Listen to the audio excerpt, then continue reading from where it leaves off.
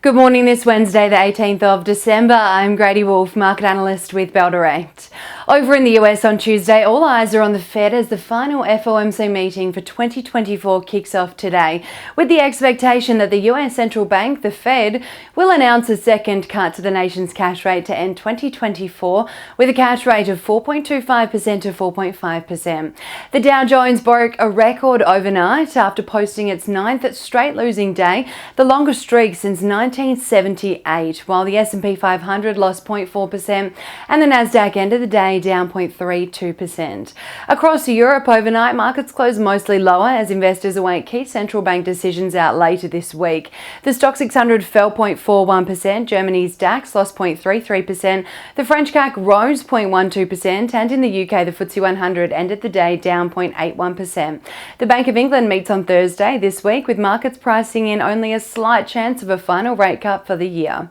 And across the Asia region on Tuesday, markets closed lower, with Japan's Nikkei falling 0.24%, while South Korea's Kospi index lost 1.29% and Hong Kong's Hang Seng ended the day down almost 0.5%. The local market overturned the recent red run to close higher on Tuesday as a rebound in healthcare stocks and the big banks boosted the key index to a 0.78% gain at the market close. Industrial stocks led the gains on Tuesday, followed by the two growth sectors of tech and real estate, while materials and energy stocks came under pressure following the release of weak economic data out of China on Monday.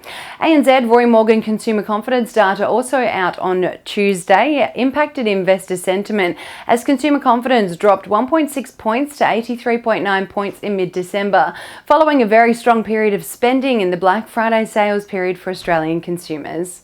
Battery metals and tech company Novonix rallied 5.5% yesterday after the company announced it has received a conditional loan worth $755 million from the US Department of Energy to proceed with the construction of a manufacturing plant in Tennessee for the production of synthetic graphite, which is a key ingredient in lithium-ion batteries.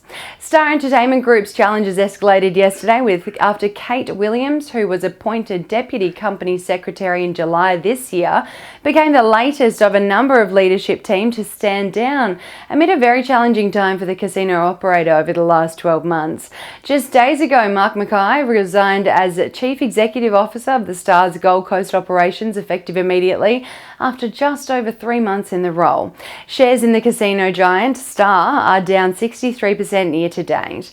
The casino operator did, however, also announce yesterday the appointment of a new group CFO, Frank Krall, who, if approved through required processes, brings extensive experience from his time at Lendlease.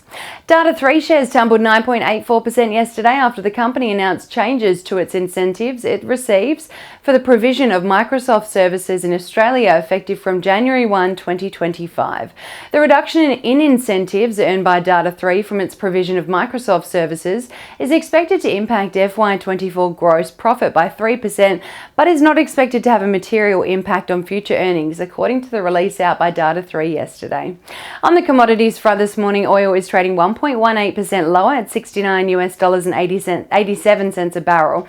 Gold is down 0.25% at $2,644 an ounce, and iron ore is up 0.1% at $105.41 a tonne.